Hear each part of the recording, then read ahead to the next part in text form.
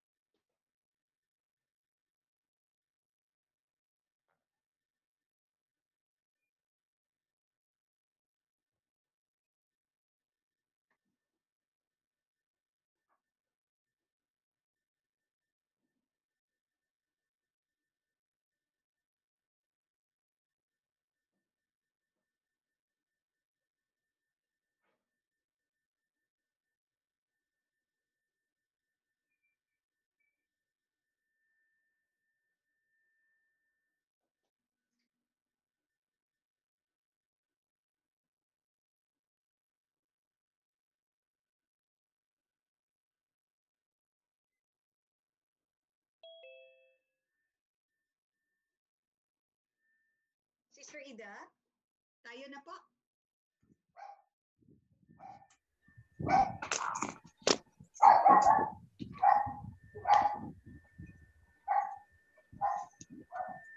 Tayo na po.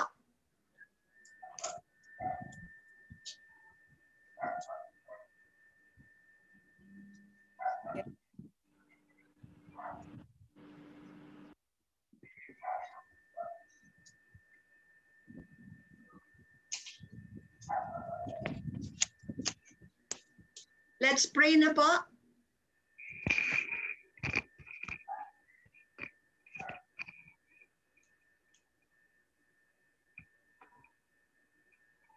Sisters, Hello? do you hear me? Opo. Tayo na po. We pray na po. Sandali lang po, ah.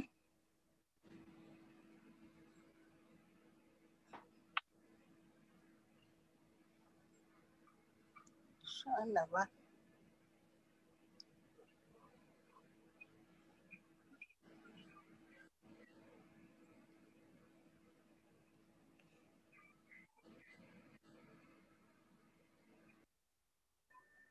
Sandali po, lilib lang po ako na ano eh. Nagpalit ako eh. Ah, okay. So Oho, siguro, okay lang ba, Sister Ida? Pipili muna kami ng iba? Mag-opening Opo. prayer? Yes, opo. Okay. Ako na Father eh. Paul, Father Paul, sino po ang pwede nating mag-opening prayer?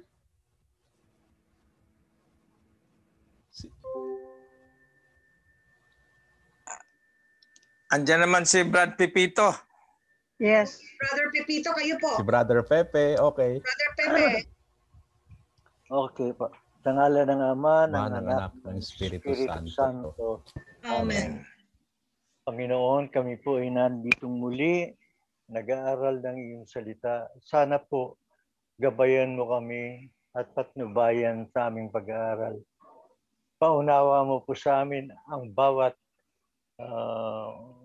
pangyayari sa Biblia at ilagay mo po sa aming isip na kami kasama doon sa Biblia. Ginaganap namin ang kasaysayan ni Jesus, katulong namin siya sa pagpapadama ng kanyang salita, ng kanyang pagmamahal at ng kanyang pag-aaruga sa amin. Nawa po, Panginoon, kami maging karapat-dapat na maging tagasunod niya at kami maging mabuting nakikinig ng kanyang mga aral na nababasa namin sa Biblia.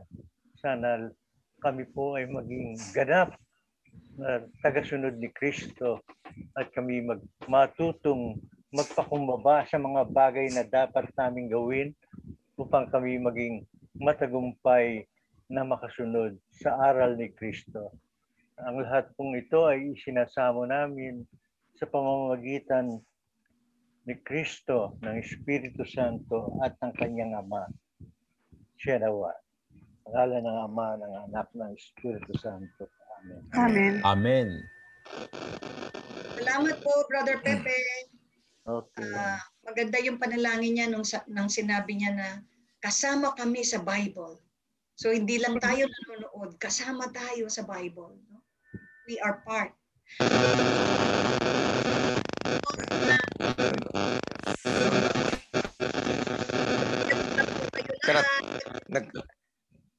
Nagkaratkata naman yung kay Brother Pipito. Bakit palagi na pagbibitangan si Brother Pepito?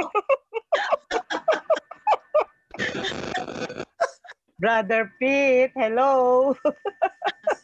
Oh, pag-mute po. Father, Sorry. ikaw ata kasi hindi ka naka-mute. Ha? Lahat dapat naka-mute. Nakamute na. Participants dapat. Participants, mute all. Okay, i-mute ko kayong lahat. Alright, pag magsasalita na lang po kayo, at saka kayo mag-unmute. Alright, magandang gabi sa ating lahat. Nandito tayo ngayon sa ika-4 na lesson natin sa Jesus of the Scriptures. Okay, so sabi ko, kahit papaano, hindi lang tayo nanonood, nakikinig. We are not here just to while away our time. There is a reason why you are studying the Bible. And i-maximize natin by what? How? magpa-participate kayo.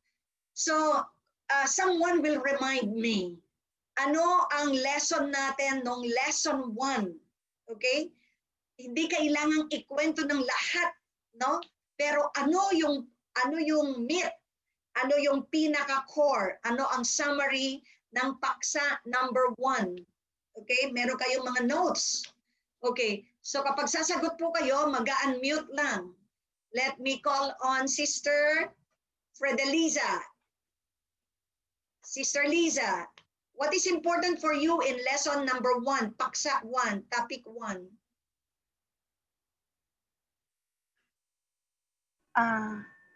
I'm sorry po, pero I think I'm prepared more on our topic today. Okay, sige, Hindi po sister. ako nag-review the past lessons. I'm so sorry. I'm so Okay. sorry. All right. Sister, will you call someone for you to answer? Call a friend, Sister Fredeliza. Tatawagin mo yung isa nating kasama dyan na alam mong pwedeng sumagot. Okay. Siguro po, baka redundancy, pero palagay ko po si Brother Pete. Maski na redundant yung pangalan niya, palagay ko po si Brother Pepito or Pete. Brother Pete for me siya po. I think he can handle it. Thank you. All right, please mute. Narinig mo, Brother Pepe, ikaw ang popular request. So, ano yung lesson 1? What is lesson 1? Kasi matatabunan yan eh. Sister Fel, ang paksa natin doon sa lesson 1, dito natin na-establish na ganito, ganyan, ganito. Tapos we will go to lesson 2. Okay, Brother Pepe, are you ready?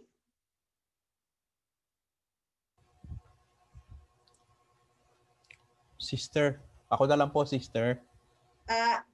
Itayin natin muna, Brother Tony. Apa. Brother Pepe, gustong sumagot ni Brother Tony, okay lang sa'yo? Nakamute ka. Okay daw, nagsisenya siya. Okay. All right, Brother Tony? Opo.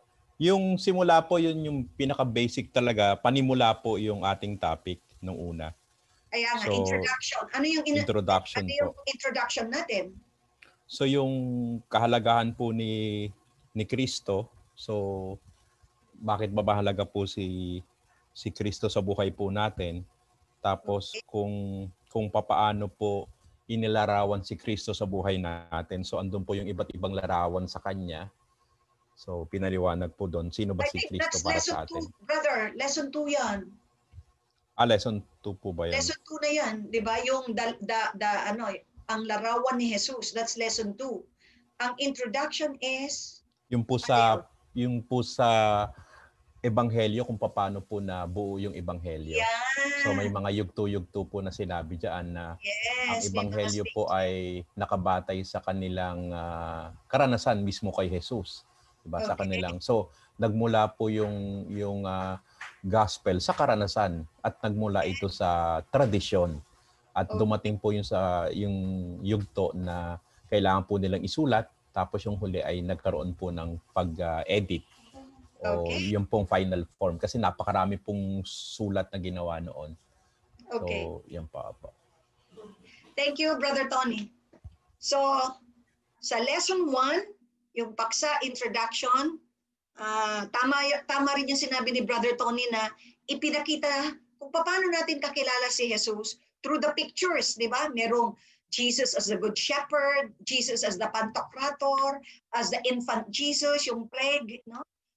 Santo Niño, the crucified Jesus.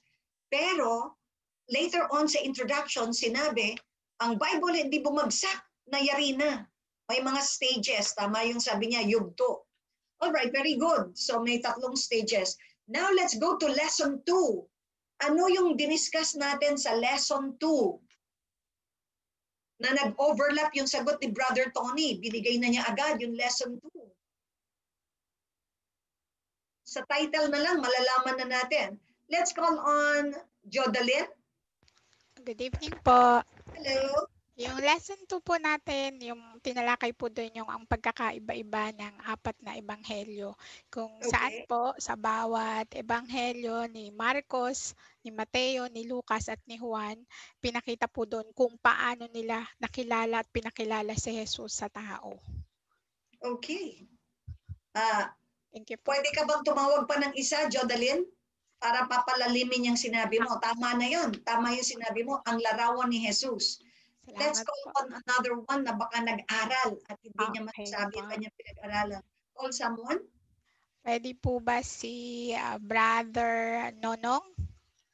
Okay, Brother Nono. Papaano yung larawan ni Jesus sa 4 na Gospels? Meron tayong mnemonics dyan, di ba? Matthew, W. Okay? Sige nga, tingnan natin kung nag-aral kayo.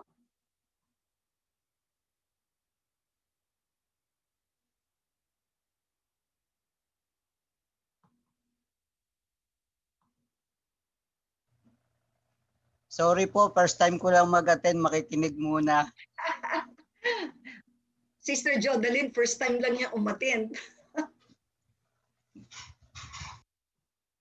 Okay, call on another one, please.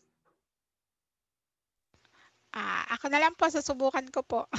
Sige, okay. Okay, doon po sa pagkakaiba-iba ng 4 na ebanghelyo, kagaya nga po nung sinabi nyo sa Matthew, si Matthew dahil po siya ay isang Jewish, so tinalakay niya po doon yung genealogy or history ni Jesus. Tapos po pinakilala niya si Jesus bilang Matthew. Po. Tapos Pinakilala niya bilang bilang isang Diyos. Ang bilang isang Diyos is John. John. Ang gospel ni John, ang spiritual. Pwede mong ikwento sa akin yung tradition. Yung kwento sa tradisyon na may mga pinuno ng simbahan na nagsabi na si Matthew, ipinresent niya si Jesus as blank. Si Mark, ipinresent niya si Jesus as blank.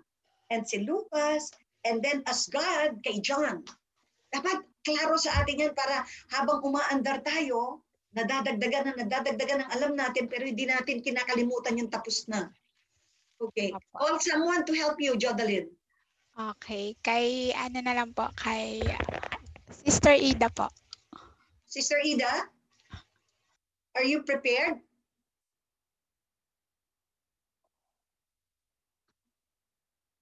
Pasensya na kayo, lumalabas yung pagka-teacher ko, no? Kasi ang inano ko nga yung si Cristo, yung disciples ni Jesus, yun ang yung chapter 4. Yun din ang pinag-aralan mo. Kapareho mo si Sister Fredelisa. Okay. Okay. Kasi ayong mga text nga ni Brad Tony, talagang nire-remind kami yung kung ano topic ngayon. Talagang napaka masigasig talaga si Brad Tony talaga. So doon nag-focus ng ano.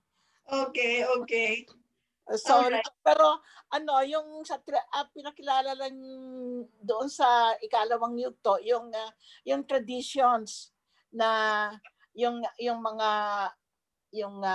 hindi pa nasusulat yung mga ideas noong 4 na ni Matthew na isang Hudyo.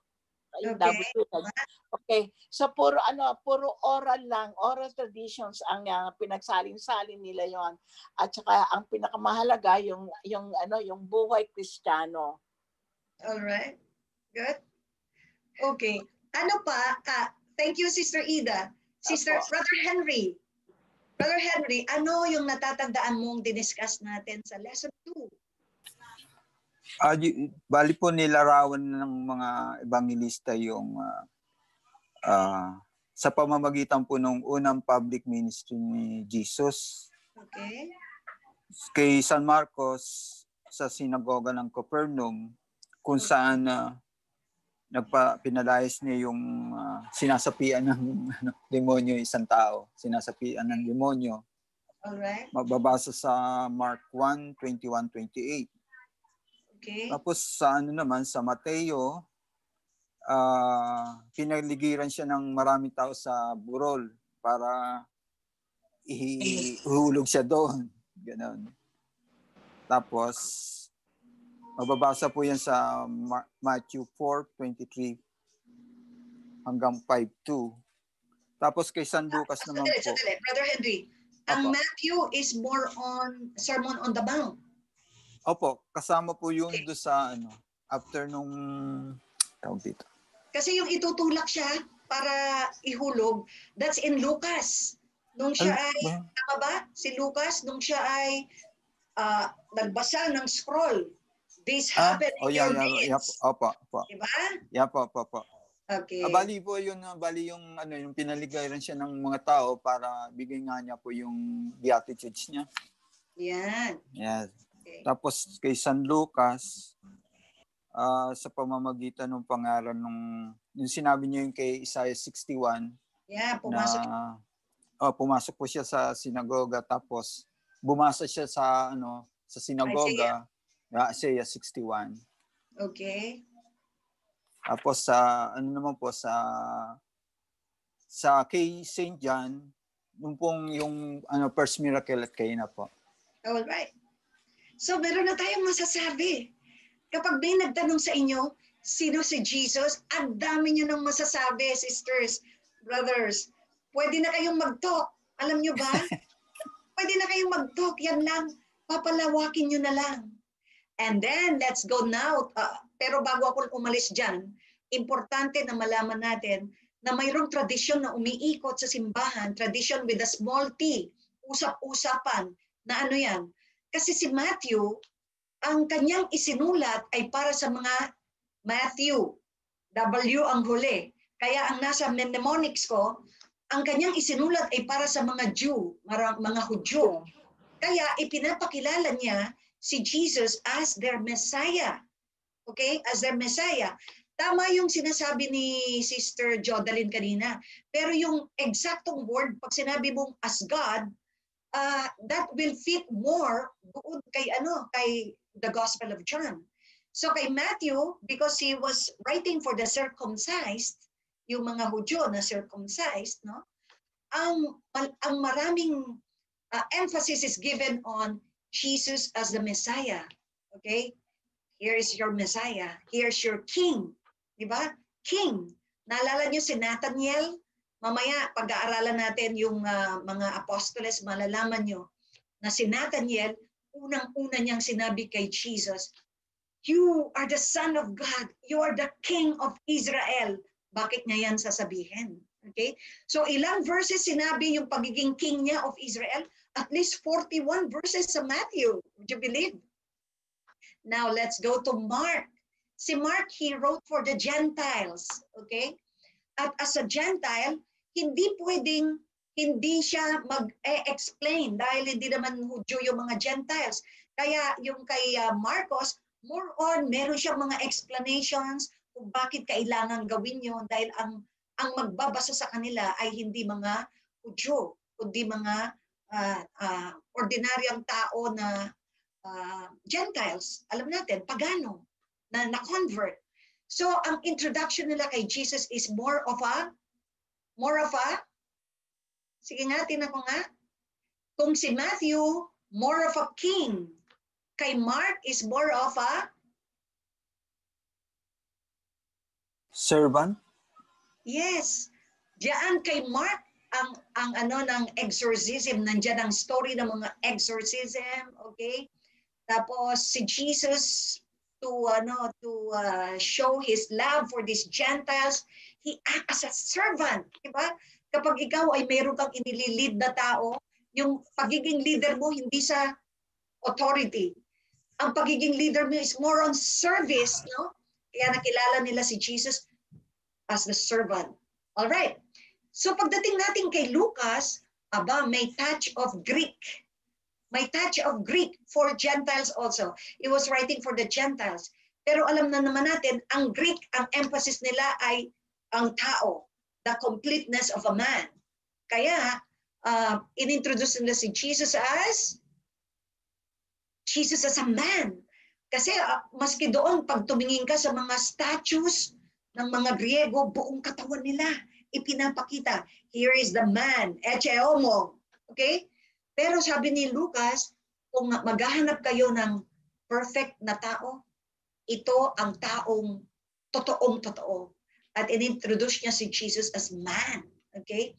This is a model man. Ito ang ideal na man. Ito ang talagang taong maayos, no? Na kailangan nating sundin. All right. So, mayroong isang tao, mga pinuno ng mga simbahan na lumapit kay John. Presupposing na lahat ng synoptic gospels ay naisulat na, huling-huli ang gospel ni John. At sabi ng taong ito, okay lang na isinulat ni Matthew si Jesus as king. Pero hindi yan ma-appreciate ng mga Gentiles. Alright? Sabi naman nung mga pinuno, okay lang na sinulat ni Marcos si Jesus as servant. Pero hindi rin yan ma-appreciate ng mga Griego, ng mga ordinaryong tao. Tapos, and so on. Up to the point na sinabi, can you write the most important character of this man? He's not just a king, he's not just a servant, he's not just a man, but he is God. More than anything, he is God. Tapos, ano yung sagot ni John? I will do it, but you have to pray and fast. Tingnan niyo if the whole church will be praying and fasting, wow, napakaganda na mangyayari sa simbahan natin. No? So yun yung maliit na kwento na umiikot kung paano naisulat yung mga Gospels. Matthew, King, Mark, servant, Lucas, Jesus as a man, and here comes John. Jesus, behold your God. Now let's go to lesson 3. Sino ang pwedeng mag-discuss ng last time lang na ginawa natin? Tingnan niyo po, nakaubos na tayo ng 30 minutes sa review, ano? 8:05 na. Okay. Meron lang akong idadagdag about Matthew. Okay, go. Kung mapapansin po natin yung buong Matthew, babasahin natin. Okay. Gumagamit siya ng reference sa Old Testament. Yeah. Kasi nga yung mga yung audience niya is mga Hebrew. Hindi sila naniniwala na si Jesus yung Misayas. Kaya gumagamit si Matthew ng mga reference na si Jesus ang katuparan na nasusulat sa Old Testament, na siya ang inaantay na Misaya. Kaya siya gumagamit ng mga reference nga hindi naniniwala ang mga Hebrew na si Jesus na yung katuparan na nasusulat sa Old Testament. Yes. At ma-appreciate natin yan, alam nyo, kapag pumunta tayo sa aklat ni John, sa Gospel ni John. Ang unang-una na lang na sinasabi ni Brother Jimmy na siya yung katuparan, yung sinasabi sa Isaiah. Diba? Ano yung sinasabi sa Isaiah?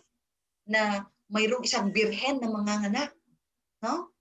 At tatawagin siyang Emmanuel, God with us. And then meron din sa Isaiah pa rin, yung a light has shined, no? A light has shone, sabi ganoon. Wonder Counselor, Prince of Peace. Sino yan? Si Jesus. And then meron din sa Isaiah po rin. That's in Isaiah 53. That's what you call the suffering servant.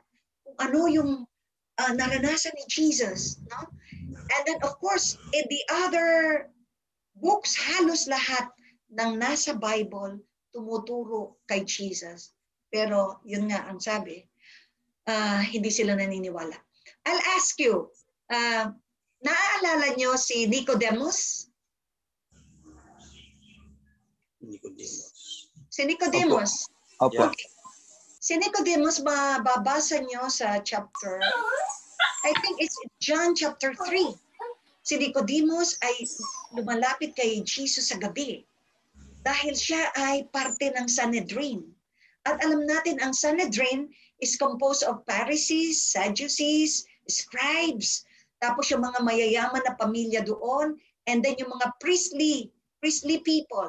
So lahat yan bumubuo ng Sanhedrin. Nung pumunta siya kay Jesus, at doon binabanggit ni Jesus yung unless you be born again, ang stand ni Nicodemus, Brother Jimmy, is we know. Sabi nila, we know. Hindi niya sinabing, I know. Ang sabi niya, we know that you are a teacher of God.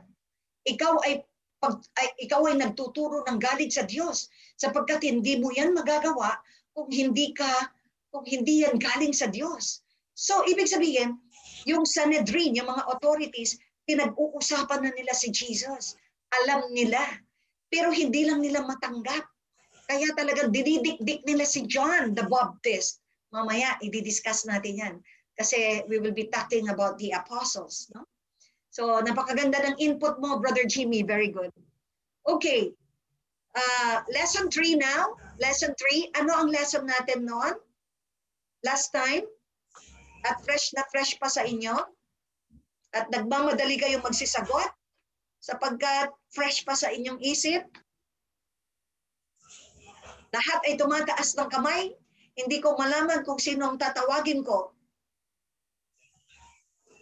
Sisters? O tahimik kayong lahat?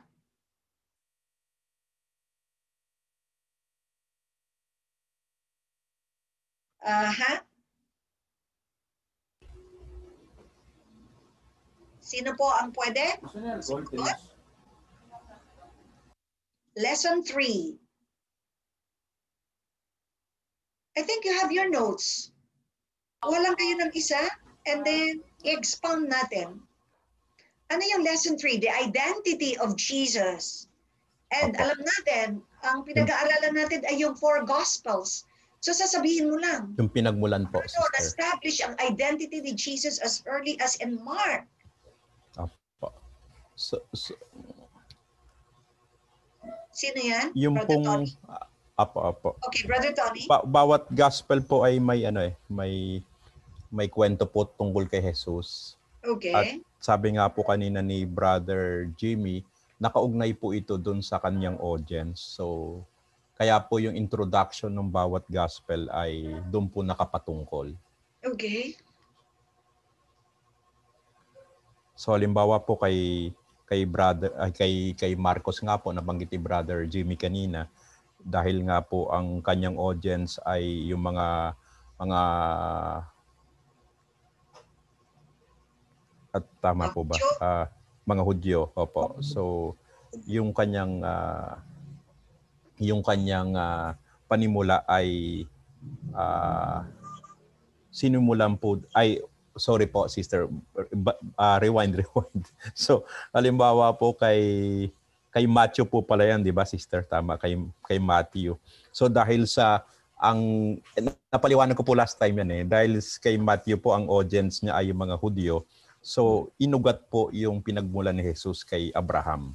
So yung po sa kasaysayan po ng mga Hudyo para makarelate po. So ganun po yung pagpapakilala kay Jesus sa bawat mga ebanghelyo po. Depende po dun sa pinapatungkulang mga audience tsaka yung mensahe po. Alright.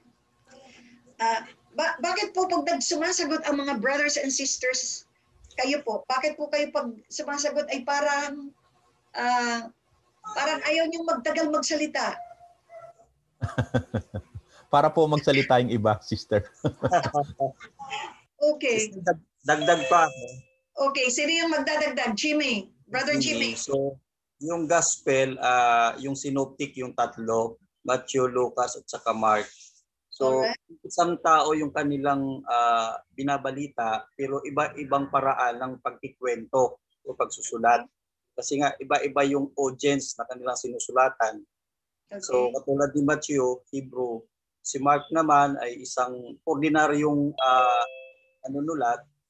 Kaya kung babasahin mo yung kanyang gospel, simple pero malaman. Okay. So, si Lucas, dahil siya ay doktor, kaya makikita natin na professional yung kanyang pagsusulat. Maganda yung pagka-arrange. Pati yung kay Matthew, kasi may aral din si Matthew. Kumbaga, ito po ay parang masusundan ng mga katikista yung kanyang sulat. Kaya maayos yung pagka-arrange ng kanyang sulat. So pagkaiba, although si Jesus ang kanilang sinusulat, pero may iba-ibang paraan sila ng pagsusulat. Depende siguro dahil sa aral nila at dahil din sa karanasan nila, iba-iba sila ng karanasan eh. Kagaya ni Mark na naging kasama ni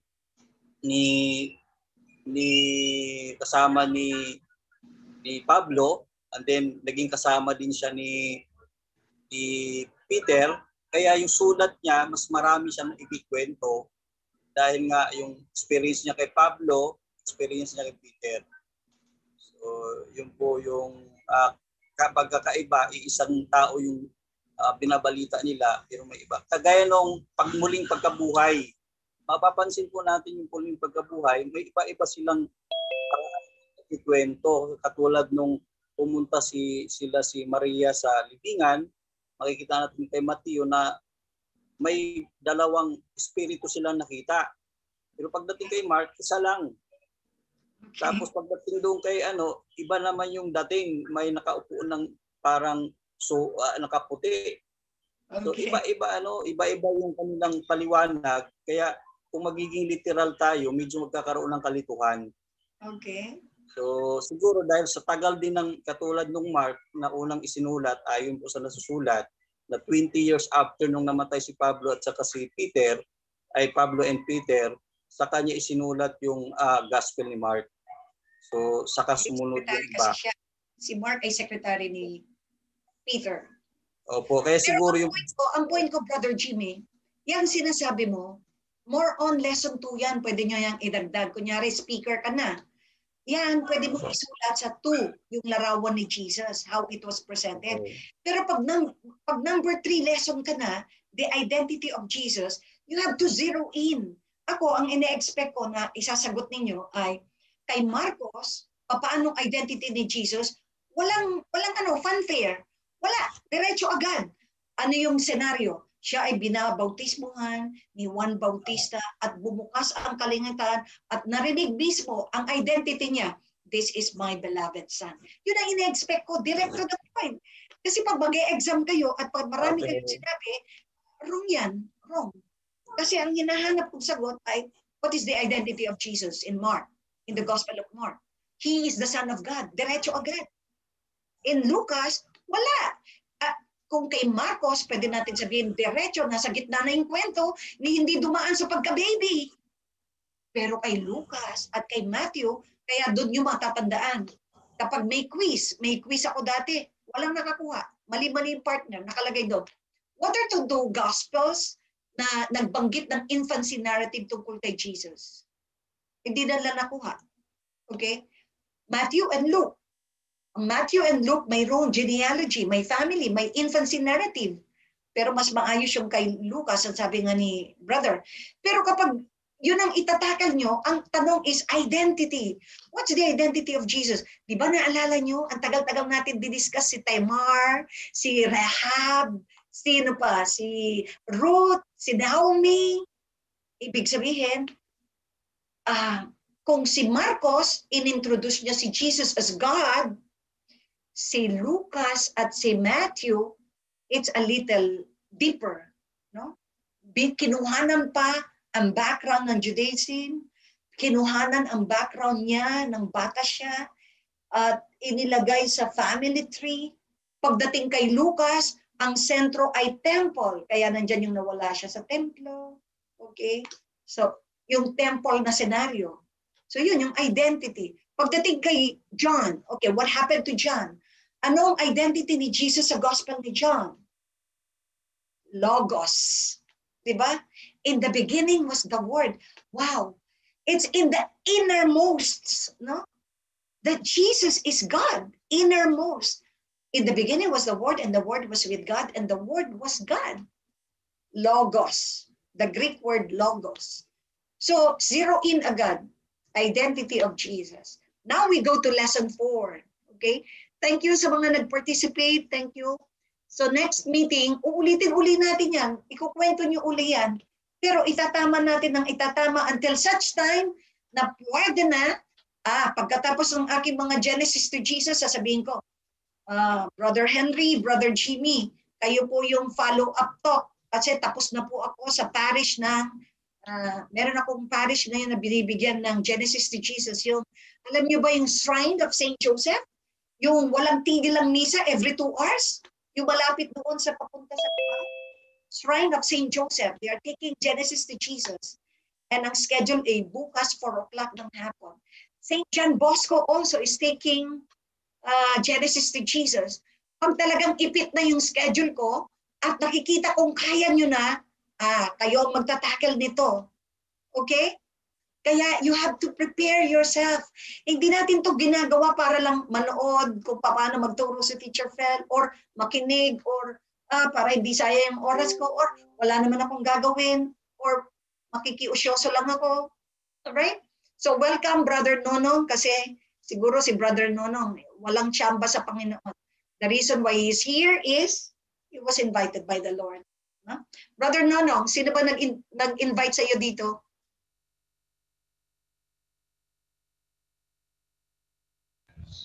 Brother Tony. Brother Tony Alvarado. Okay, ilalabas ko na yung aking screen. At titingnan natin kung kayo ay, kasi ang palaging sinasabi ay wala pa po akong kopya. Yan, huli. Wala na magsasabi ng wala akong kopya kasi andyan na ang kopya. Alright. So magbabasa tayo. Sinong pwedeng magbasa ngayon? Volunteer please. Ang title ng ating lesson for tonight is Si Jesus at ang kanyang mga disipulo. Babasahin ng panimula, babasahin ng sino po? Sige po, ako po, Sister Fel. Okay. Ida. Your name please? Si Ida. Okay, Sister Ida. Doc Ida. Si Jesus at ang kanyang mga disipulo. Panimula, sa lahat ng 4 na mga ebanghelyo, ang unang bagay na ginawa ni Jesus habang sinisimulan niya ang kanyang misyon ay ang pagpili ng kanyang mga alagad. Si Jesus ay mababasa natin sa mga ebanghelyo ay hindi kumikilos ng nag-iisa. Palagi siyang nakakonteksto ng isang komunidad. Okay, stop there. Okay, diba may mga ibang tao, sinasabi nila, ayoko nang umattend dyan sa simbahan. Okay na lang sa akin, ako at ang Panginoon. Kasi ang daming intriga sa simbahan eh. Mas maganda na lang siguro, mag-isa na lang ako. Tapos kung kailangan magsimba, magsisimba ako. Pero hindi ko na kailangan sumama sa mga ministry sa simbahan. Kasi kayo-kayo nga, nagpipintasan, nagsisiraan. Okay, so ang gusto niya, magdasal na lang siya at ang Panginoon. Siya lang at ang Panginoon. Konting analysis lang po. Ang crucifix natin ay may isang vertical at may isang horizontal. Okay? Hindi pwedeng ikaw lang at ang Diyos. Sapagkat ang tunay na spirituality is seen when you are in communion with people. At kakabasa lang ni Doc Ida, ang ating Panginoon, makikita mo talaga siya ay nagdadasal palagi. Sa Mount of Olives, nandyan siya, okay? Palagi siyang kuminsan, bago mamatay si San Juan Bautista, siya ay namangka mag-isa. At iniisip niya yung mga nangyayari. Alright? At parang kung bibigyan natin ng talkies, parang kinakausap niya ang sarili niya, para siyang nare-realize niya na if this happened to John na pinugutan ng ulo, okay, this is also what will happen to me. No? Na talagang, as Jesus is man, 100%. Jesus is God, 100%. Kaya talagang ramdam niya yung hirap, ramdam niya yung sakit. Hindi natin pwede sabihin, di yan masyadong nasaktan, Diyos naman yan eh. Sinong niloko niya? Alright? At sinong niloko natin? Ang Panginoon, lahat ng nararamdaman natin, naramdaman niya. Except for sin. Except for sin. Kaya yung tao na malapit ng mamatay, naghahanap yan ng kasama. Diba kunyari, ikaw mamamatay na, bantayan niyo naman ako. I-cancer siya. Gusto niya, hawak silang mag-asawa at alam niya, mamamatay na siya, may taning na ang buhay niya. Si Jesus din. Sabi niya, samahan niyo naman ako magdasal. Kinausap niya yung kanyang mga apostoles, yung 3, si Peter, si James, si John. No? Okay, let's continue. We're now on letter B. Another volunteer na magbabasa po. Magbabasa lang. Sister, ako po. Okay po. Sino po sila? Sister Jessie po. Okay. So kapag meron pong magsasalita, ang una po yung gagawin, si Sister Jessie ako. Okay. Kasi po wala kayong picture sa akin dito eh. Kaya hindi ko kayo nakikita. All right, Sister Jessie. Madaling makikilala ng mga nagbabasa ng Ebanghelyo ang kanilang sarili sa katauhan ng mga alagad. Ganon din naman, makikita ng mga nagbabasa ng Ebanghelyo ang larawan ng mga nananampalatayang Kristiyano at ang larawan mismo ng unang simbahan. Thank you, Sister Jessie. Subukan niyo pong imaginein na yung mga apostoles ay mga heroic ang kanilang mga ginawa. Subukan niyong imaginein na nung hinuhuli ng mga Romano si Jesus sa Gethsemane, lumabas ang mga apostoles, nagdatingan sila at sinabi nila, He is our master and we follow him wherever he goes. If you kill him, kill us first. At sasabihin nilang, hindi niyo siya pwedeng kuhanin hanggat hindi kayo dadaan sa aming kamay. So much so na lahat sila napatay until si Jesus ay namatay. And then may imagine nyo, katulad nung pinalitan na si Iscariot. Okay? Bakit po tayo nag-feedback? Napalitan si Judas Iscariot ni Matthias. No? So makikita natin may 12 crucifix. At ikalabing-3 yung kay Jesus. At siguro, kung idadagdag pa yung 2 magnanakaw, bali ilan na sila? 15. Napakaraming namatay during that time. Pero kung mangyari yon, paano tayo makaka-relate? Baka sasabihin nyo, ayaw nyo na magbasa ng Bible. Why? Ang hirap naman mabuhay kapag follower ka ni Jesus. It's a hard life. Pero nakaka-relate tayo, yun yung binasa ni Sister Jessie, no? Nakaka-relate tayo sa kanilang kahinaan. Nakaka-relate tayo, ano yung mga ginawa na sa kanya? He was betrayed by no other than Peter. Si Peter na ginawa pa niyang, on this rock, I will build my church. Simon, you're no longer Simon, but Kepas.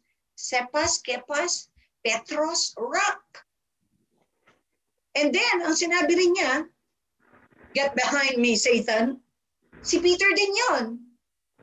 Ginagawa yun ni Jesus kapag sumasablay sila. Kapag nakikita ni Jesus na, oops, hindi tama yung isip mo. Get behind me, Satan. You think like you're in the world. Yan ay isip ng makamundo. Di ba? Okay. Paano pa? He was kissed by a friend. Pero yung kiss pala na yon, ang hudyat na huhulihin na siya. And what else? He was deserted by the apostles.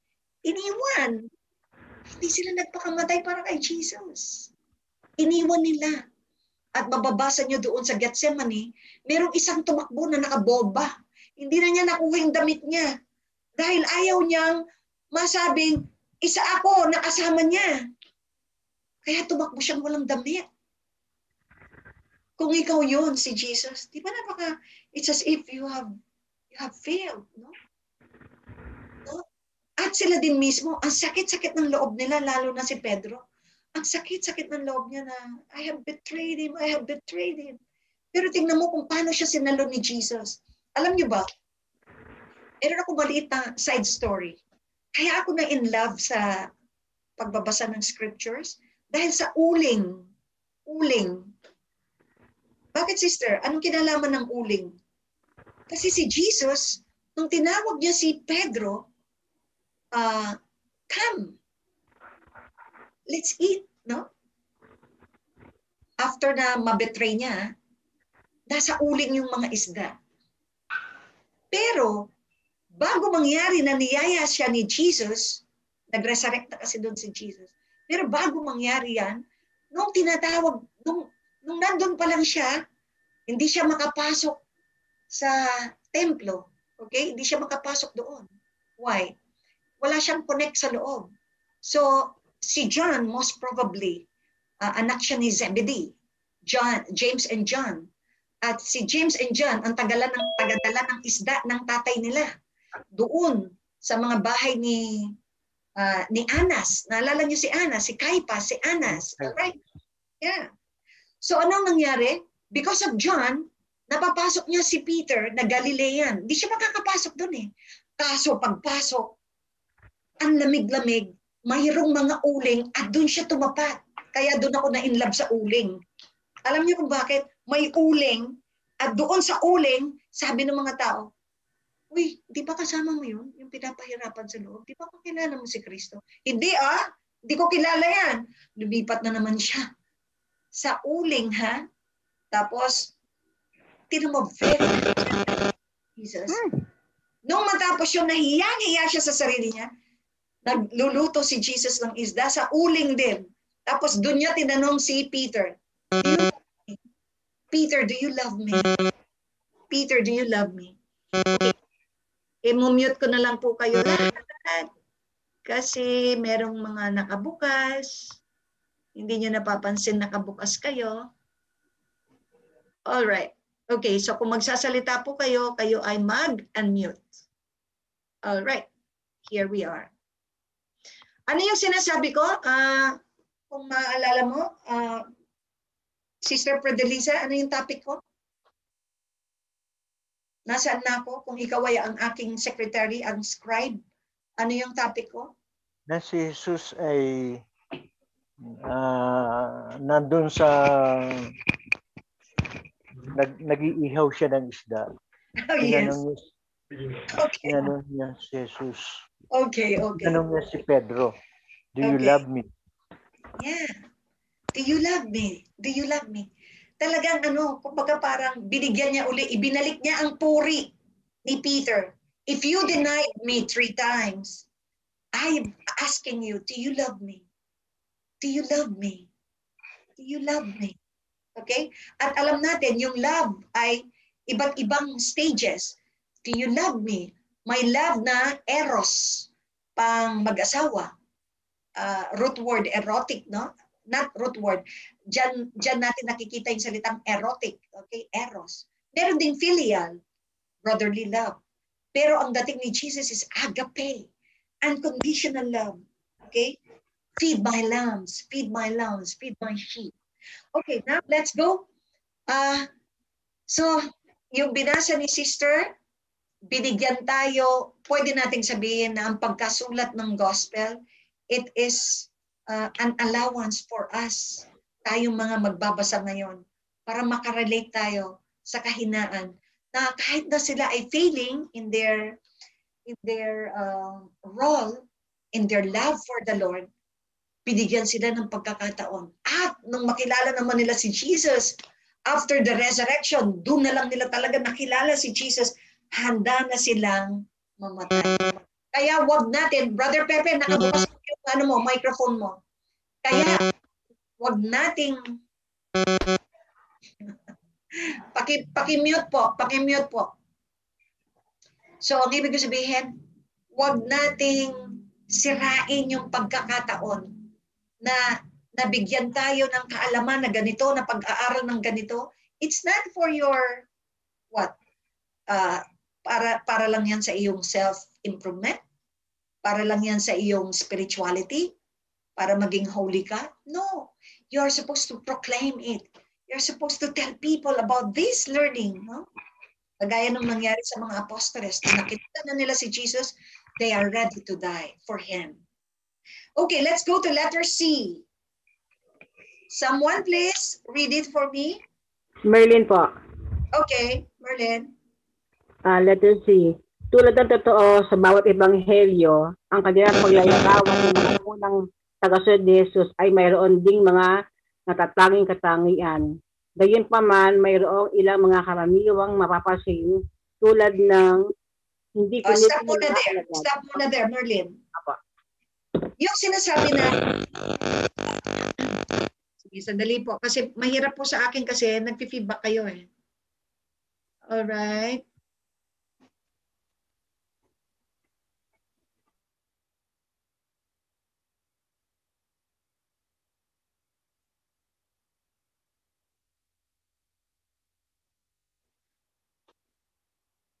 Yung entry sentence mo, yung umpisang sentence mo, tulad ng totoo sa bawat ebanghelyo. Ibig sabihin, yung four gospels, constant ang mensahe nila.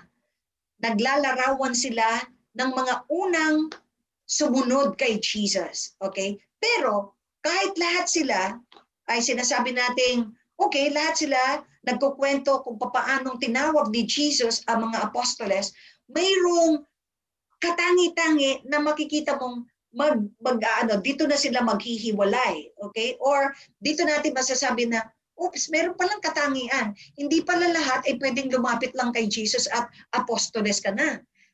Naalala nyo nung nag-aaral ka, Marlene? Marlene? Ano yung paborito mong subject nung nag-aaral ka? Ay, hindi ko na matandaan. Okay. Ibig sabihin, matagal na? Tagal na. Okay. Pero nung nag-aaral ka ba, meron ka bang nababalitaan ng mga terror na professor? Wala naman po. Mababait naman mga teachers. Teachers po, sa high school. Nung high school may terror. Alright. Kasi ako, nung nag-aaral ako, iniiwasan ko yung mga professor na magbibigay ng mababang grade. Mayroon naman ako matututunan sa ibang professor. Bakit ko sisirain yung aking transcript? Kasi kapag meron kang grade na hindi na papasok, hindi ka magiging honor student. Kaya kami, grupo namin, pinipili namin yung mga professor na mahirap, iniiwasan namin yan. Kahit na gagabihin ako, kahit na basta hindi ko kukunin yung subject niya, kasi ang pinakamataas niyang grade ay 79. At hindi ko makalimutan si Professor Capitolo ng history. Ang binibigay niyang exam, ang tatanong niya, yung footnotes.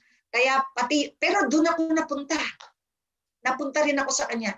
Kaya ngayon, naalala ko pa, yung wrong na answer ko, Kuchuk Kainarchi.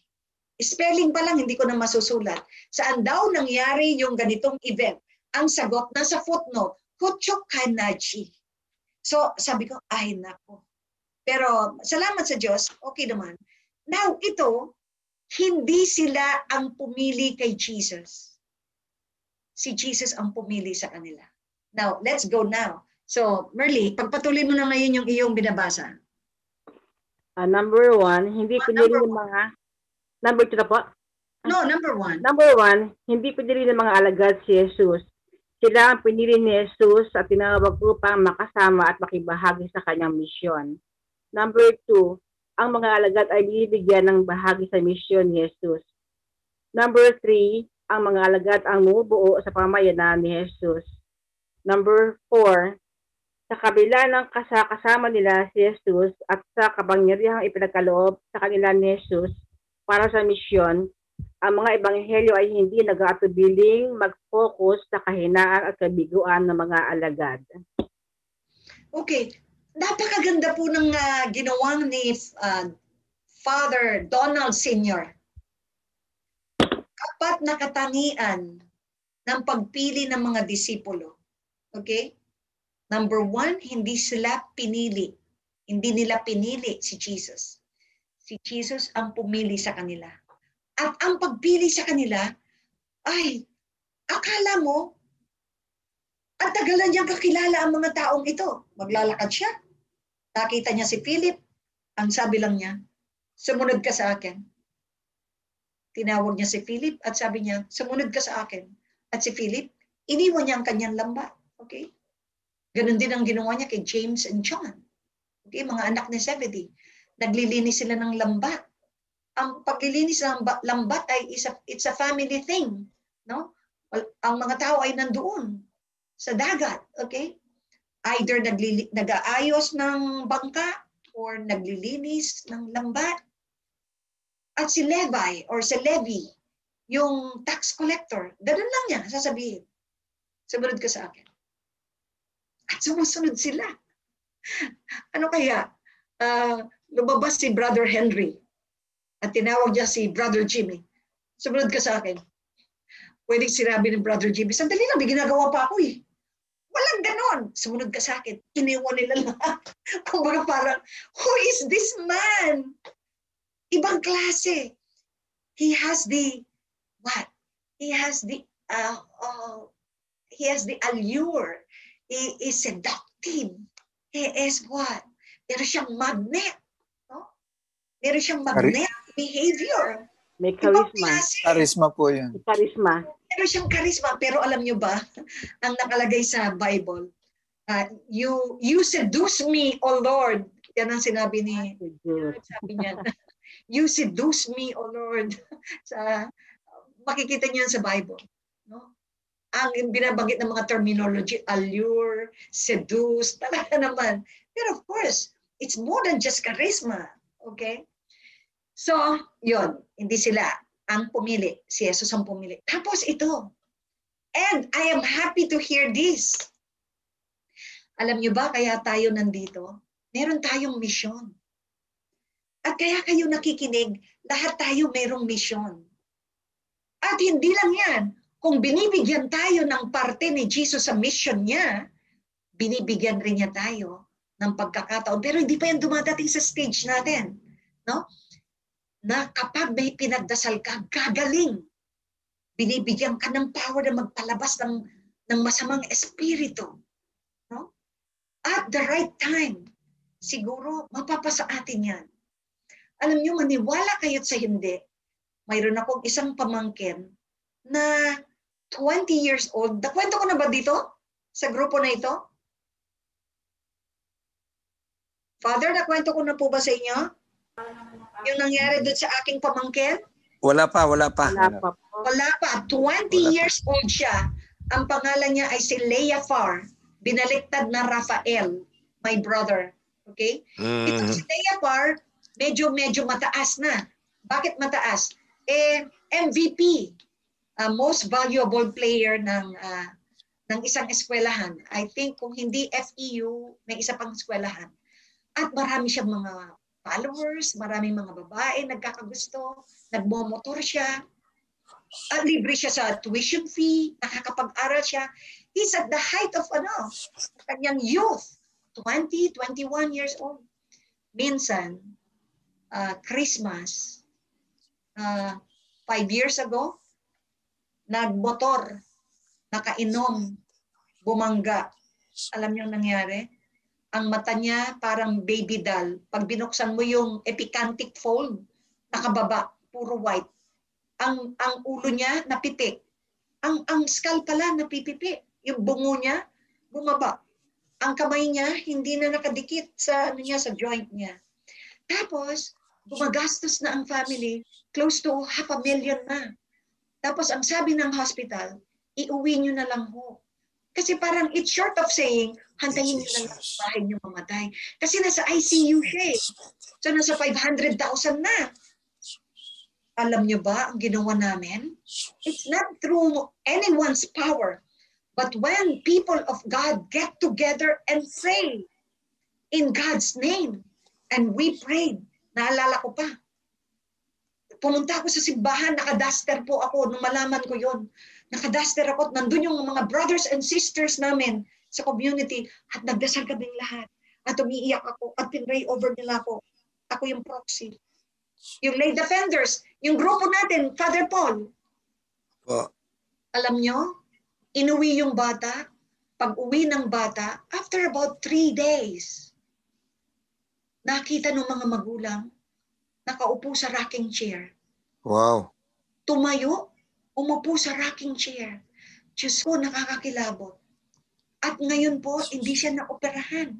Naglalakad, nagluluto, pero nag-isip bata siya. Parang ang isip niya ay, parang sabi mo mga 12 years old. Hinahanap pa niya yung sarili niya. Hinahanap niya yung sarili niya. Nakakapag-reason out siya. Pero, ang point is, parang bata siya. Kumbaga, bago siya umalis nung Christmas, last Christmas, sabi niya, Tita, pupunta na ako, uuwi na ako. Sabihin niyo na lang kung magbibigay kayo ng regalo sa akin. Kasi ang gusto ko cash eh. Pwede bang humingi na lang ako ng cash? Hindi siya ganun magsalita. Pero parang yung bata na hindi nahihiya na, gusto mo ba akong bigyan ng cash? Cash na lang kasi kailangan ko ng cash. Hindi mo sasabihin, sira ulo. Hindi siya sira ulo. Pero ang isip niya ay pang 12 years old. At habang tumatagal, nagmamature kasi nagte-text siya, sasabihin niya, nagluluto siya ng pagkain nila, sila ang nagluluto. Pero parang pinababa ni Lord yung kanyang Sabi ko, wow, maybe God loves him. Dahil kung pinagpatuloy yung kanyang pagiging MVP, baka nagda-drugs na siya. Baka ang dami na niyang babaeng nabuntis. Baka baka. Alright? And God is so good. So ang point, binigyan tayo ng pagkakataon na makibahagi sa mission ni Jesus, but at the same time, meron niyang gifts. May gifts. Hindi lang natin tinatap. So, Brother Tony, take note. Kapag merong isang may problema sa atin, mayroong may sakit, you gather together as a tayo as a community, as a family, and then you pray. Hindi niyo mapapansin, nagpe-prayer brigade tayo, pakidasal po sa ganito, pakidasal po sa ganyan, pakidasal. Well, sundin mo yan at may mangyayari. Alright? Sundin natin yan. And then ano pa? Ang bumubuo ng crowd ni Jesus may core. And that's the apostles. Okay? Yung community, ang mga alagad ang bumubuo sa pamayanan ni Jesus. But at the same time, sa kabila niyan, meron din siyang core group. At yung core group niya ay mga disciples. Yung mga disciples, meron din silang hinahawakan. Malay mo, after this, meron na kayong mga sarili-sarili yung mga tao na hinahawakan para ibigay ang Genesis to Jesus. And then, this Jesus of the Scripture, we don't know. And then, yung number 3, kahit nakasama natin mismo si Jesus, ang mga tao, kahit nakasama nila si Jesus, hindi. The gospel did not refuse, or I will say it positively, magdodouble not refuse. The gospels refuse to idealize the apostles. Kasi kunyari, libro mo na nga yan Aklat natin yan, isinusulat natin yan. Hindi na yung, dapat tayo bida. Kasi siyempre, babasahin to ng mga tao. Bida tayo. Hindi. The Gospels refuse to idealize the life of the apostles. In fact, ang pinakita nila, yung kahinaan nila. Yung totoo lang. So, guided by the Spirit. Talaga, no? It's guided by the Spirit. Okay, hindi sila nagyabang. Okay, we need another volunteer to read.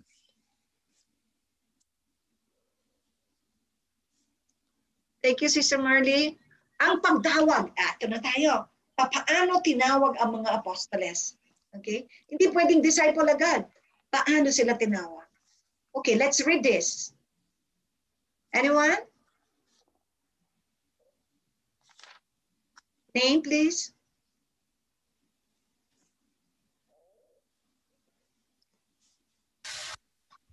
Sister Liza, please. Okay, Linda, Sister Linda. Liza. Okay, Fredeliza. Okay. Yes po. Roman numeral 2 ang pagtawag. Letter A. Ang mga ulat sa Ebanghelyo tungkol sa ministeryo ni Jesus ay nagsimula sa pagtawag at pagtitipon ng kanyang mga alagad. Okay. Number 1. Okay. Sa Marcos at Mateo, ang mga kwento ng pagtawag ay halos magkatulad. Tignan sa Marcos, Kabanata 1, versikulo 16. English na lang. Okay. Marcos chapter 1, verses 16 to 20. Okay, stop there, sister. Pakibuksan na po yung Bible mo at babasahin mo na. And then someone, please, locate Mateo 4. Marcos 4. Okay. Marcos 4. Marcos 1 po. Marcos 1. Marcos 1, 16 to 20. Okay. Brother Tony, pakitingin po yung Mateo 4, 18 to 22. Kasi pagkatapos ni Sister Lisa, ikaw na agad ang magbabasa. And then babalik ulit tayo kay Sister Lisa. Okay, go. Okay. Ang head po is ang pagtawag sa apat na mangingisda.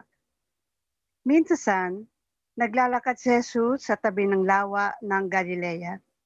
Nakita niyang Naghahagis ng lambat sa lawa ang dalawang mangingisda.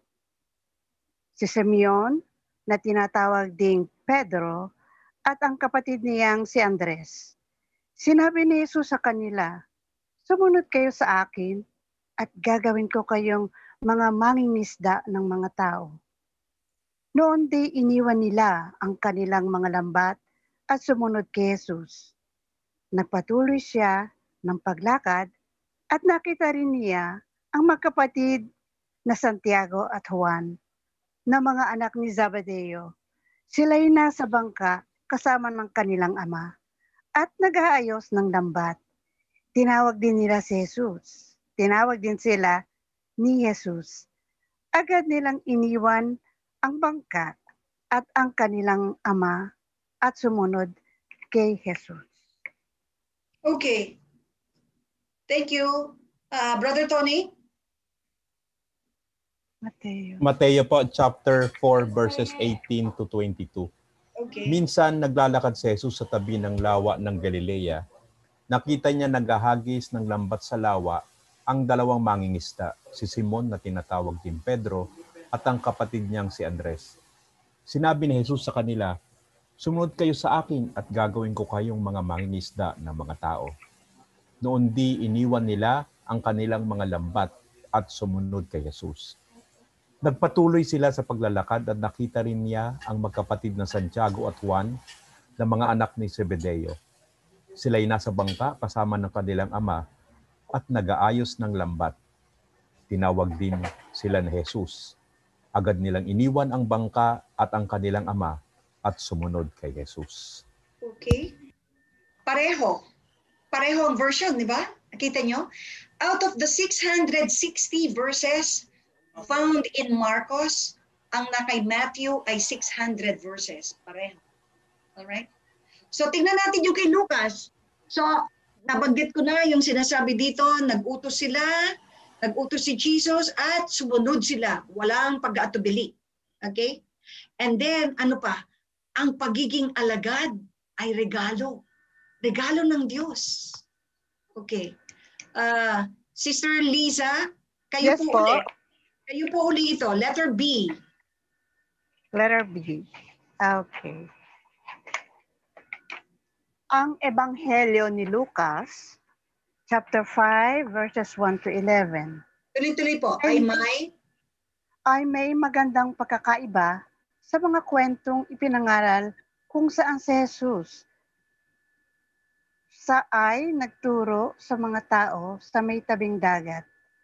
Sumakay siya sa bangka ni Simon dahil sa dinagsas siya ng maraming tao.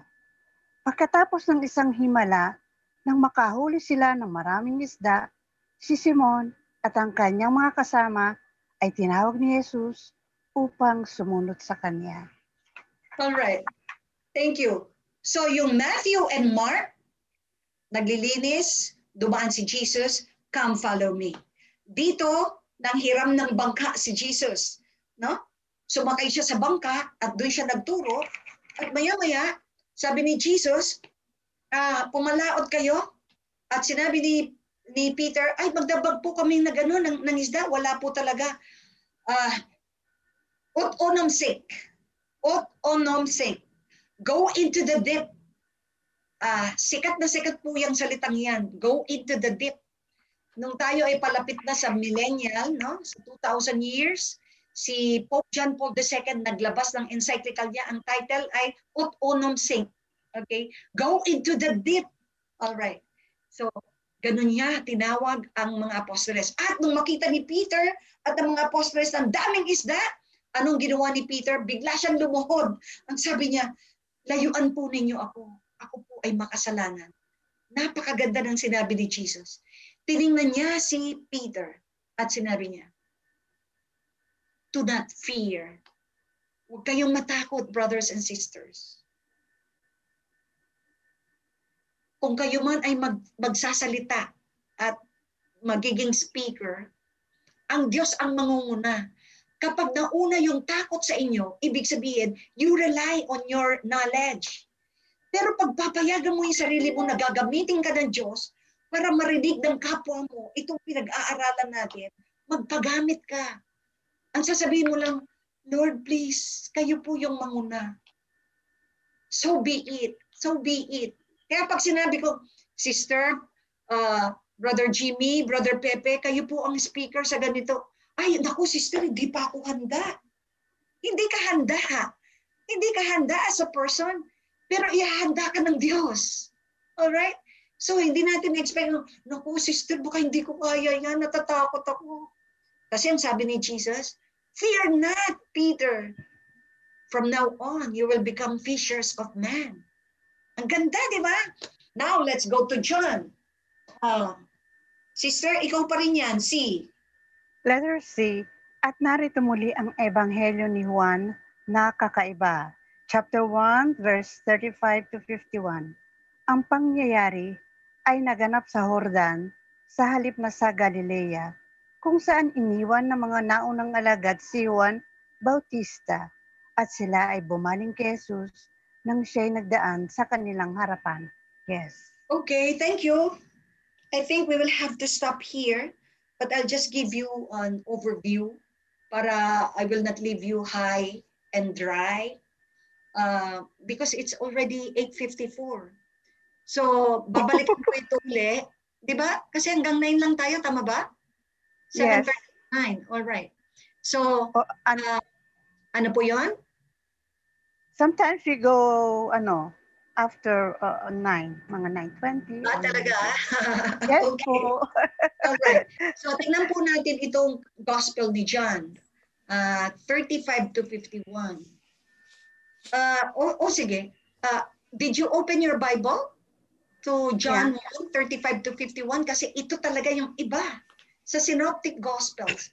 So siguro, kung okay lang po dun sa iba po na mga senior citizen na natutulog ng maaga, pwede po ba tayong matapos sa mga 9:10?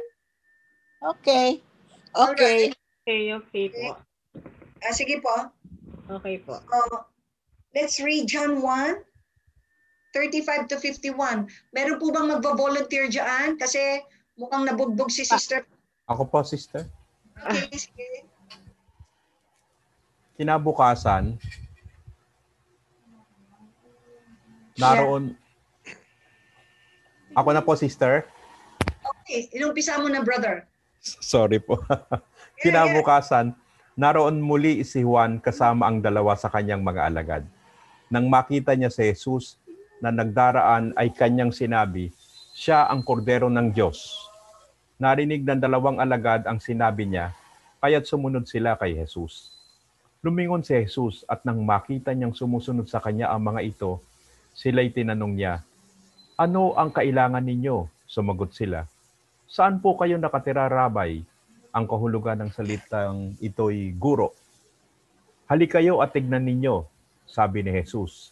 Sumama sila kay Jesus at nakita nila ang kanyang tinitirhan at tumuli sila roon ng araw na iyon. Nooy mag-aalas 4 na ng hapon.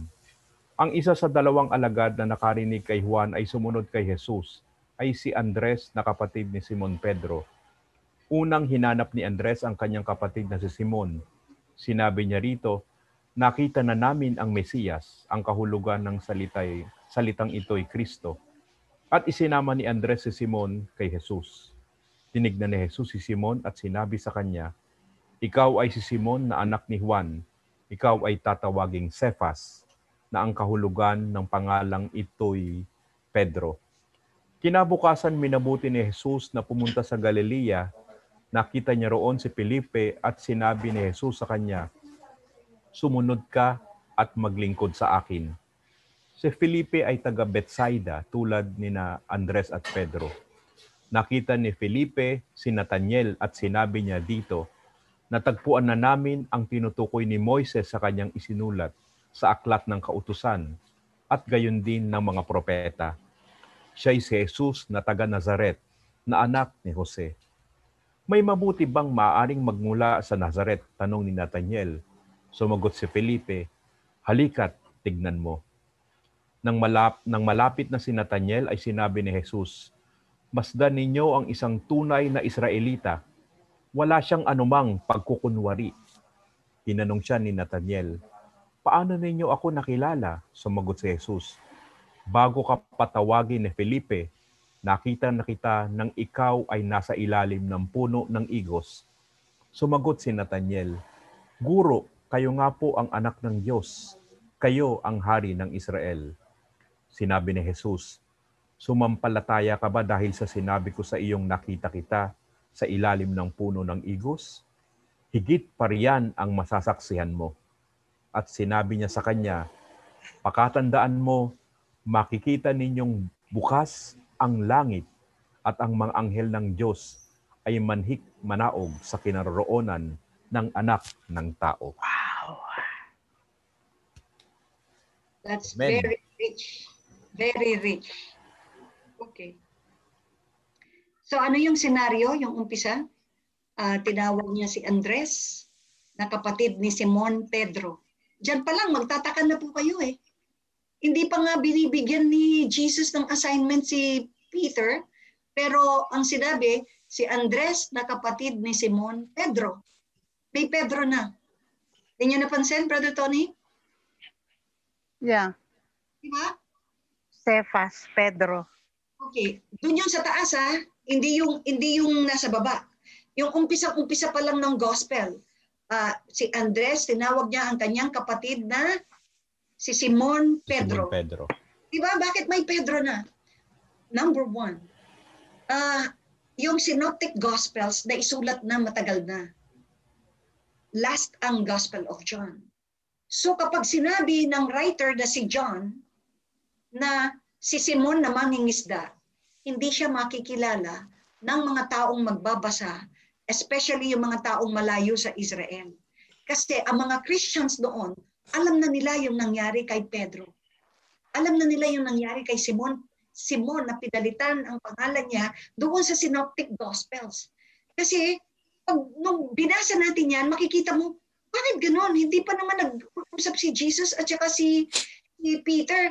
Bakit yung introduction dito sa prologue? Nakalagay kapatid ni Andres, kapatid niya si Simon Pedro. Dapat sinabi Simon na mangingisda. Kasi hindi pa pinapalitan ni Jesus yung kanyang pangalan. Diba? Okay, that's one that we have to know. Number one. Number two, may binanggit ka na, okay, pagkatapos ni Andrew na masabi sa kanyang kapatid, no? It happened again the following day, meron siyang best friend, si Andrew. Sino yan? Sino yung isa pang tao na nilapitan niya at sinabihan niya na si Philip, I'm sorry. Si Philip ang narinig kong isa pang binanggit mo. Ito yung kung tawagin lang ni Jesus, akala mo, kakilala na niya ng matagal. Sumunod ka sa akin at ikaw ay maglingkod. Come and be my servant. At iniwan niya. Itong si Philip pala, binabanggit, si Philip ay nagmula saan? Sa Bethsaida, kung saan galing si Andrew at si Peter. So ibig sabihin, magkakakilala sila. Kasi isa yung town nila eh. Napansin nyo yung binasa ni Brother Tony? Si Philip ay galing sa Bethsaida. Bethsaida. At yan ang lugar saan galing yung magkapatid. Kaya nga, ang title ni Lisa, sabi niya, ang tawag dyan, pag may mga title, pericope. Pericope is the term para makita natin yung isang selection ng story. So dito sa pericope na to, inintroduce yung apat na pumasok. And then, si Philip, ito yung may best friend. At magkasidad sila dahil pareho silang matatanda na among the apostles. At nakita niya si Nathaniel. Okay? Nung makita niya si Nathaniel, sabi niya, we have found the Messiah. Sabi niya gano'n, we have found the Messiah. We've been looking for. Ang comment niya, meron bang mabuting manggagaling dyan sa Galilea? Sa Nazareth? Pero tingnan niyo God's thoughts are not our thoughts. God's ways are not our ways. Yung binabanggit sa Isaiah kanina, nung binanggit ni Brother Jimmy, si Brother Jimmy, na nag-mention palagi sa Old Testament, sa Isaiah mo mababanggit yung sinabi na nakakita ng ilaw, ng liwanag ang lugar na ito. No? Kapag mag-a-advent, yan ang mga readings. Alam niyo po, ang Galilee, ang Nazareth, okay? That's the place na pinili ng Diyos kung saan mag-start, magbibigay ng panibagong buhay sa mga taong ito na nasa lubok ng dilim. Okay? Nasa kadiliman sila.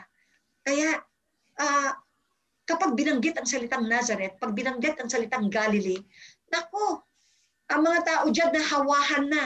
Kasi people gather there, mga Gentiles, may mga Hudyo, diyan sila nagtatrabaho. Kaya kapag napunta ka dyan, ako baka nahawa ka na doon.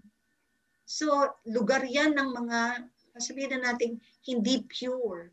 Yan ay melting pot. Yan ay lugar na maraming mga tao na hindi purong mga Hudyo o mga nariyan. Mga Gentiles, mga pagano nandiyan. Kaya ayaw nila dyan. Ang Holy Family galing dyan. Si Jesus galing dyan. Alright? Okay. Napakahalaga niyan. And then, ano naman ang ibig sabihin noon na pagkakita ni Jesus sa kanya, ang comment ni Jesus, this is this Israelite who has no deceit in his life. No deceit. Kumbaga, walang pagkukunwari. Ito ang Israelitang walang pagkukunwari sa sarili niya. Nagtanong tuloy si Nathanael, how did you come to know me? Paano mo ako nakilala? And then, the answer was enigmatic. Riddle. I saw you under the fig tree. All right. Maraming tao nagsasabi, 9:4 na po. Maraming tao nagsasabi, mayroon daw siyang ginagawa sa fig tree.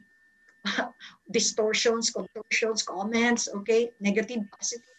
Kaya nalaman ni Jesus, kaya niya nakilala na, oops, nakita ko ni Jesus under the fig tree. Pero no.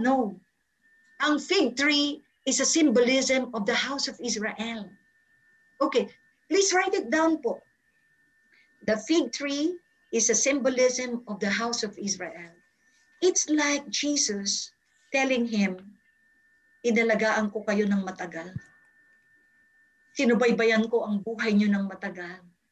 Alam ko yung paghihirap niyo. Alam ko yung pinagdaanan niyo. Okay? Alam ko yung pagmamahal niyo sa Diyos. Kaya, pagsagot ni Jesus noon, parang nagkaintindihan sila. Parang spirit to spirit ang nag-usap. Ano ang sagot ni Nathanael? Ang layo. Yung una, sabi niya, meron bang mabuting manggagaling dyan? Ang sumunod na sagot niya, Rabbi, Rabboni, teacher, kayo po ay anak ng Diyos. You are the King of Israel. Why would he say King of Israel? Ang nakalagay dun sa kanyang krus ay King of the Jews. Alright, di ba? Inri, I-N-R-I, Yesu. Ang spelling po ng Jesus noon, hindi J, I-E-U-S. Yesu Nazarenos, Rex Iodoram. Okay? Jesus of Nazareth, King of the Jews.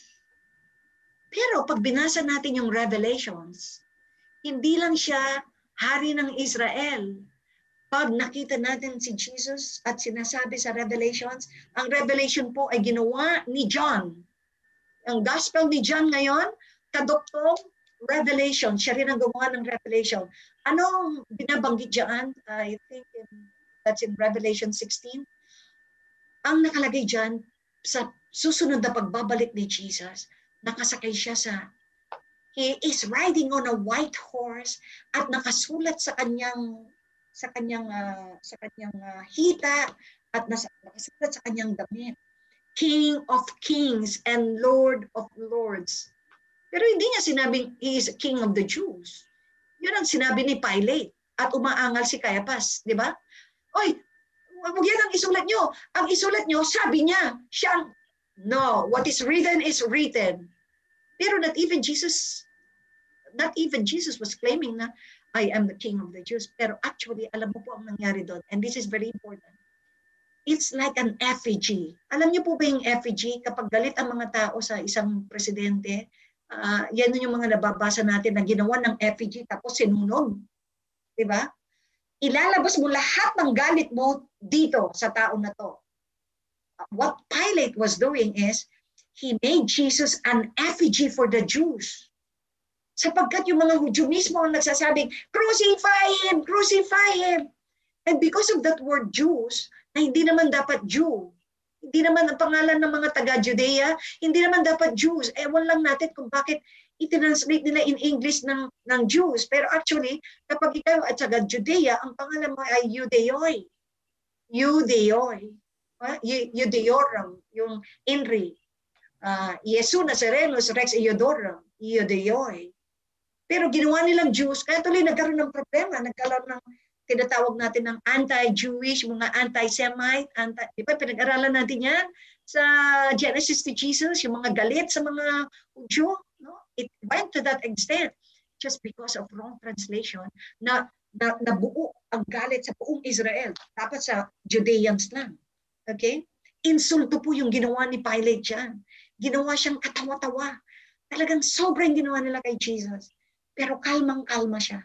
Parang hindi siya yung hinuhusgahan during that time na nililitis siya. In fact, hindi nga siya binigyan ng tamang paglilitis. Ang sabi niya kay Pilate, it is not in your power that you can do that. What is exacted of me, I'm not using the right words, but this is just the message. Hindi yan ang kapangyarihan mo over me, ay ibinigay lang sa iyo ng aking ama. Tapos sinabi ni Pilate, hari ka ba? Tapos, siyempre, katawa-tawa. Pag sasabihin ni Jesus, hari siya, pero ang kanyang sundalo ay 12. Wala pang mga armas. Diba? Ang ganda ng sagot ni Jesus, my kingdom is not of this world. My kingdom is not of this world. Pero pwede niya sinabi niya, yes, I'm Jesus, I'm the king. Hindi niya sinabi ng diretso na ganun. Well, anyway, pagkatapos noon, nagulat si Nathaniel.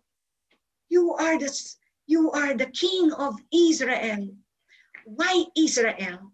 Alam natin, ang Israel ay nahati. Kaya kung minsan pag nagbabasa tayo ng Bible, pinabanggit yung Judah, pinabanggit din yung Israel. Ano ba ito ang gulo? Kasi nga nahati. Yung North, binubuo ng 10 tribo, at ang pangalan nila, ang capital nila, Israel, ang pangalawa ay Judah. Yung South, dadalawa lang ang tribo umanib sa kanya, pero sikat. Bakit? Kasi nandiyan yung templo. Nandiyan ang templo sa South, sa Judah. Okay? So anong nangyari? They are divided not in terms of politics, but in terms of religiosity. May mga taga-Galilea, pag chinek niyo yung mapa, may mga taga-Galileans up there, ang mga Samaritans sa baba, and then may mga Judeans, and then sabi niya, you will be the one to unite Israel. During that time, na nagkahiwalay ang Israel ay nahati, nung nilusog ng Assyria ang North, hindi na sila nakabalik.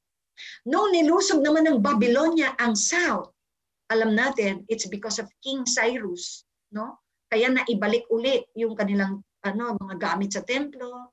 But during the time of Jesus, there was no king. Walang king. Okay? Under sila ng Roman Empire. Kaya sinabi nila, we don't have any king. Si Caesar lang. Sabi nilang gano'n. You are the Son of God. You are the King of Israel. That was in the mind of Nathaniel. And then ang sagot ni Jesus, which is the ending ng binasa ni Brother Tony, anong sabi niya? You will see far greater things. Marami ka pang makikita. Okay? So we will end here. Babalikan pa natin kasi marami pa tayong hindi na-discuss. In fact, hindi pa natin nabasa yung nabasa ba natin yung Lucas 5, 1 to 11? Hindi, di ba? So magre-review pa rin tayo. I think this will mean 2 meetings for this lesson. I'm sorry na nag-overtime tayo. All right. Thank you for listening. I'll give you to Father. Good evening. Good evening.